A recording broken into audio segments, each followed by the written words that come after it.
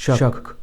पति पत्नी बेड पर लेटे थे, लेकिन दोनों बड़ी देर तक चुपचाप रहे।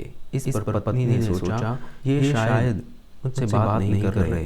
क्या किसी और दूसरी औरत के बारे में सोच रहे हैं? क्या बाहर इनका अफेयर है? मैं अब और पहल नहीं करूंगी। क्या आप सचमुच मेरे चेहरे पर झुर्रियां आने लगी हैं? क्या मेरी उम्र मुझ पर हावी हो रही है? क्या अब मैं इन्हें लुभा नहीं पा रही हूँ? क्या मैं ज़्यादा ही मोटी हो गई हूँ? क्या वे मुझसे नाराज़ हैं? मैं उन्हें थकान के कारण रात में कभी मना कर देती हूँ, इसलिए वे मुझसे नाराज़ हैं और पहल करना चाहते हैं।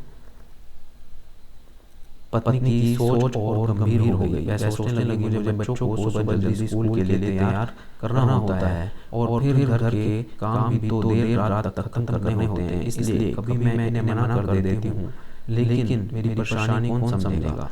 बस हर बार इनकी बातें मानो तो ये खुश रहेंगे, वरना बात भी नहीं करेंगे। पत्नी को पुरानी बातें याद आने लगी। पहले कभी कुछ ऐसा लगा नहीं कि ये दूसरे के चक्कर में फंस गए हैं, लेकिन अब मेरी काया अब पहले की तरह नहीं रह गई।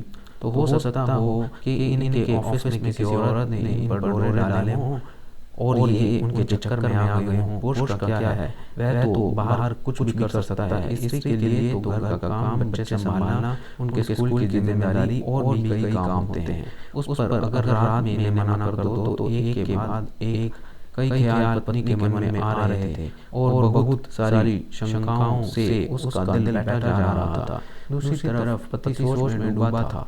इस धोनी को भी अकल नहीं है, आखिरी ओवर रविंद्र जडेजा को क्यों करवाया? ऐसी ही प्रेरणादायक कहानियों के लिए हमारे चैनल को सब्सक्राइब